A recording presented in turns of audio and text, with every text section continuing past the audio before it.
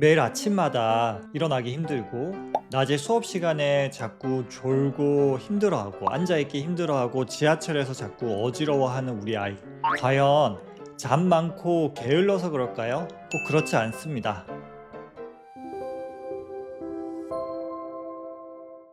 안녕하세요. 여러분의 뇌 건강 가이드 신경과 전문의 박지현입니다. 저는 신경과 의사로 벌써 16년째 일하고 있고 주로 어지럼증, 두통, 자율신경 장애 같은 각종 신경계 질환을 진료하는 의사입니다. 최근 진료실에서 이런 학생들을 정말 많이 봅니다. 주로 키가 크고 마른 남학생 혹은 여학생들이 병원에 찾아와서 낮에 너무 기운이 없고 수업 시간에 앉아있기 힘들어요. 앉아 있다 보면 혹은 서 있다 보면 자꾸 쓰러질 것 같고 어지럽고 머리가 아프다. 자주 가슴이 두근거리고 숨쉬기가 힘들다라고 이야기하는 학생들이 정말 많습니다. 이런 학생들은 대체로 아침 식사를 거르는 경우도 많고 마르거나 밤에 잠을 적게 자는 경우도 많은데 본인은 너무 힘든데 부모님은 게으르다, 의지가 없다, 네가 운동을 안 해서 그렇고 잠을 많이 자서 그렇다, 혹은 잠을 너무 적게 자서 그렇다, 이런 잔소리를 듣기가 일쑤죠. 근데 사실은 알고 보면 이게 뭔가 신경계에 문제가 있어서 생기는 경우가 정말 많은데 오늘은 그러한 어지럼의 원인, 기립빈맥증후군에 대해서 상세히 알려드릴게요. 기립빈맥증후군은 말 그대로 일어났을 때 심장이 빨리 뛰는, 즉 빅맥이 나타나는 증상입니다. 주로 10대나 20대 같이 젊은 분들에게서 많이 나타납니다. 대표적으로 일어나거나 서 있을 때 나타나는 어지럼증, 혹은 만성 피로 증후군이 있을 수 있고, 그리고 가슴이 두근거리거나 가슴이 답답하거나 숨쉬기 힘들 수 있고요. 잦은 두통이 나타나기도 하고 메스껍거나 토를 하기도 합니다. 식은땀을 자주 흘리거나 낮에 많이 졸리고 기운이 없거나 자주 불안을 느끼기도 하고요. 시야가 흐리거나 무거운 코트를 입은 것처럼 어깨나 목을 짓누르는 느낌이 들기도 합니다. 생각보다 기립빈맥증후군은 이렇게 매우 다양한 증상들을 가지고 있습니다. 다른 말로는 서 있는 자세 혹은 앉아 있는 자세를 견디기 힘들 정도로 힘들다라고 해서 기립 못 견딤증이라고 이야기합니다. 기립 못 견딤증에는 오늘 말씀드린 기립빈맥증후군도 포함을 하고 혹은 기립성 저혈압도 포함을 하는 개념입니다. 기립빈맥증후군과 기립성 저혈압은 사실 비슷한 증상을 가지고 있고 원인도 비슷하긴 한데 조금은 다른, 검사 결과도 다르고 치료도 조금 다르고 원인도 조금 다른 질환이라고 생각을 하시면 되고, 기립빈맥증후군은 기립성 저혈압보다 5배 이상 흔한 질환입니다. 기립빈맥증후군이 왜 생기는지 설명을 드릴 텐데 그 전에 우리가 누워 있다가 일어날 때 어떠한 신체적인 변화가 있는지 설명을 드릴게요. 우리가 누워 있을 때는 머리랑 가슴, 배, 그리고 다리 높이가 똑같죠. 이 상태에서는 전체 혈류의 약 반 가까이가 가슴이랑 배, 이 몸통에 거의 위치하고 있습니다. 그러고 있다가 일어나게 되면 그 혈류가 다 어디로 가냐? 배랑 다리 쪽으로 다 쏠리게 되죠. 하지만 실제로는 이렇게 일어나서 혈류가 쏠리는 것을 방지하기 위해서 두 가지 메커니즘이 있는데, 다리에 있는 혈관이 쪼여지면서 다리로 피가 못 내려가거나 아니면 다리로 내려갔던 피가 위로 잘 올라올 수 있게 도와주고, 그렇게 올라온 피는 심장이 짜줘서 머리로 피를 보내게 되죠. 두 번째로는 심장이 뛰는 속도, 즉 심장 박동수가 일시적으로 조금 증가하게 되어서 심장이 짜주는 피의 양을 늘려줍니다. 정상적인 경우에는 이 목에 있는 압력 감지 센서가 아주 재빠르게 감지를 하기 때문에 이러한 반응이 빨리 일어나게 해서 일어날 때 혈압이 떨어지거나 머리로 피가 못 가는 일을 방지를 해줍니다.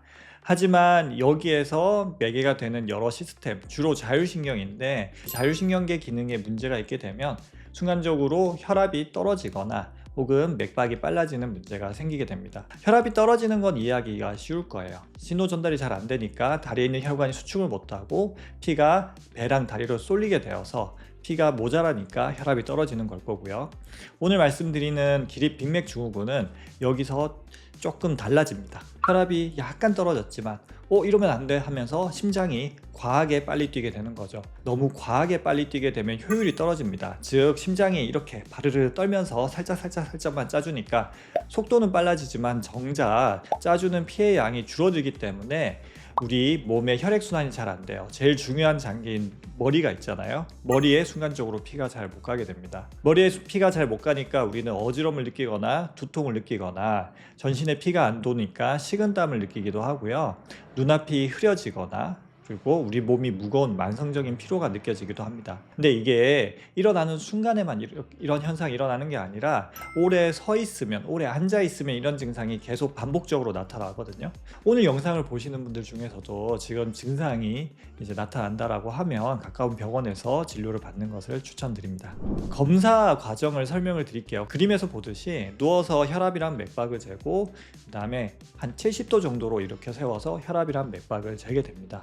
첫 번째 환자분은 누워있을 때 혈압이 108에 55, 맥박수가 65회였는데 일어나는 순간 1분, 2분, 3분째가 되면서 점점 맥박수가 늘어나서 심장이 빨리 뛰어서 최종적으로 분당 120회까지 맥박수가 빨라집니다. 기립빈맥 증후군을 진단을 하려면 이런 식으로 맥박수가 분당 30회 이상, 청소년 같은 경우에는 분당 40회 이상 빨라지게 되면 기립빈맥 증후군이라고 진단을 할 수가 있습니다. 두 번째 환자분 같은 경우에는 누워있을 때 맥박수가 101회, 일어나는 순간에 맥박수가 120회, 135회, 최종적으로 141회까지 많이 빨라지는 것을 또 진단이 됩니다. 맥박수가 30회 혹은 40회 이상 빨라지지 않더라도 이렇게 분당 120회 이상 빨라지면 역시 기립빈맥 증후군이라고 진단을 하게 되죠.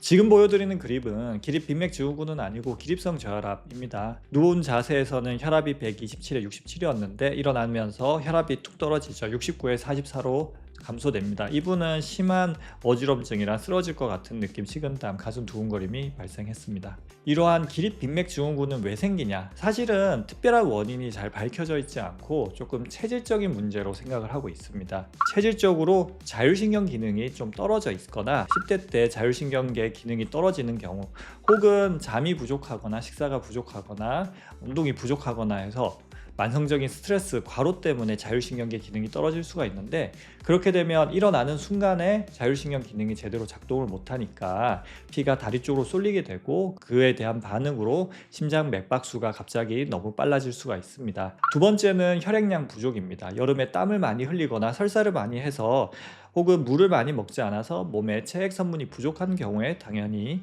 머리에 피가 잘 못 가니까 이런 현상이 생길 수가 있고요. 마지막으로 과도한 교감신경 반응입니다. 우리가 일어나는 순간에 혈압이 떨어지는 게 실제로 별로 없는데 이때 혈압을 올려주는 게 교감신경계인데 이게 너무 과하게 설레발을 치는 거예요. 그래서 너무 과하게 반응하다 보니까 혈압 떨어질 것 같은데 하면서 쓸데없이 심장을 빨리 뛰게 하는 겁니다. 이런 경우가 정말 많습니다. 주로 과하게 스트레스를 받거나 잠이 부족하거나 하는 경우에 이런 반응이 잘 일어나고 이렇게 되면 심장 맥박수가 과하게 빨라지면서 기립빈맥 증후군 그리고 그에 따른 여러 가지 증상이 나타나게 되는 거죠. 주로 키가 크고 마른 학생들한테 나타납니다. 학생들 같은 경우에는 또 신경 발달이 성인만큼 충분히 되지 않거든요. 우리가 일반적인 신경 발달은 10대에 끝나는 게 아니라 20대 중반까지도 이어집니다. 그래서 신경 발달이 완전치 않고 또 근육이 키 크는 속도에 비해서 우리 근육량이 못 따라가는 게 또 중학생, 고등학생, 특히 중학생이거든요. 그래서 이때 이러한 현상이 잘 나타나게 됩니다. 반대로 얘기하면 근육량을 좀 늘려주는 게 치료에 도움이 된다는 뜻이죠. 기립빈맥 증후군의 치료는 크게 세 가지로 나눌 수 있습니다. 일상생활에서 하는 노력, 두 번째로는 운동, 마지막으로는 약물 치료입니다. 일상생활에서 중요한 원칙들 몇 가지 설명드리면 충분한 물을 마시는 겁니다. 하루 최소 1리터에서 2리터 정도의 물을 마시는 거죠. 두 번째로는 잠을 충분히 자야 됩니다. 많은 학생들이 잠이 부족한 경우가 요새 정말 많습니다. 특히 스마트폰 이후로 혹은 공부를 늦게까지 한다고 잠이 부족해지는데 잠이 부족하면 신경계 기능이 자꾸 떨어지게 돼가지고 기립성 저혈압이나 기립빈맥 증후군이 잘 생깁니다. 그래서 7, 8시간 이상 충분히 잠을 자는 게 중요하고요. 아침 식사를 꼭 해야 됩니다. 물을 마셔도 염분이 부족하면 그 물을 우리 몸에서 우리 혈액에서 가지고 있을 수가 없습니다. 소변으로 다 배출이 돼버립니다. 그래서 아침에 충분한 염도를 가진 음식을 밥에다가 반찬이나 국을 먹으면 충분하거든요. 이런 음식을 아침 식사를 꼭 해줘야지 기립빈맥 증후군을 예방할 수가 있습니다.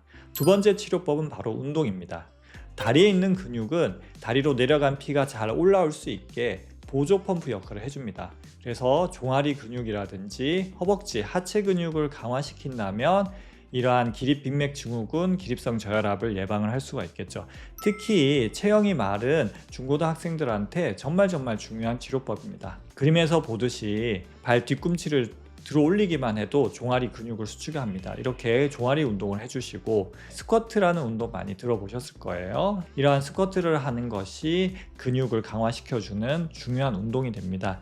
두 번째로는 심폐 강화 운동입니다. 심장하고 폐 기능을 강화시키면 역시 이러한 기립성 빈맥 증후군이라든지 저혈압을 예방할 수가 있습니다. 심폐 강화 운동은 특별한 게 아니라 숨차고 땀나는 모든 운동이 해당이 됩니다. 아까 설명드린 스쿼트를 좀 빨리 하면 역시 숨이 차고 땀이 날 거고요. 조깅이나 계단 오르기, 등산, 자전거 타기, 줄넘기 운동도 많이 추천드립니다. 이러한 운동들을 꾸준히 한다면, 적어도 2달 이상 한다면 이런 기립 빈맥 증후군 증상을 많이 치료하고 예방할 수가 있습니다. 이렇게 했는데도 잘 안 된다, 혹은 갑자기 증상이 너무 심하다 하면 병원을 찾아서 검사를 하고 약을 먹을 수 있습니다.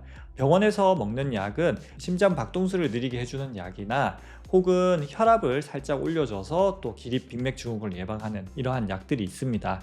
이러한 약을 2주에서 한두 달 정도 꾸준히 먹어준다면 증상을 예방하고 치료할 수 있고, 혹은 심하지 않으면 너무 심한 날에만 먹을 수 있게 교육을 하고 있습니다. 오늘 이렇게 기립 빈맥 증후군에 대해서 설명을 드렸는데, 중요한 3가지만 다시 정리해서 말씀드릴게요. 주로 청소년이나 젊은 성인에서 주로 나타납니다. 그리고 단순한 피로나 게으름이 아닙니다. 3번째로 생활습관 조절이나 운동을 통해서 충분히 예방하고 치료할 수 있습니다. 특히 청소년 자녀를 두신 분들이 아이들이 자꾸 어지럽다, 기운이 없다, 피로하다, 머리가 아프다, 몸이 무겁다, 오래 서 있기 힘들다, 이러한 얘기를 한다면 생활습관 조절을 먼저 잘 실천을 시켜보고, 잘 안 된다면 병원에 오셔서 전문가의 상담을 받아보시는 것을 추천드립니다. 끝까지 시청해 주셔서 너무 감사드리고, 궁금한 점이 있으면 댓글을 남겨주시면 시간 나는 대로 답을 달아드리도록 하겠습니다. 신경과 전문의 박재현이었습니다.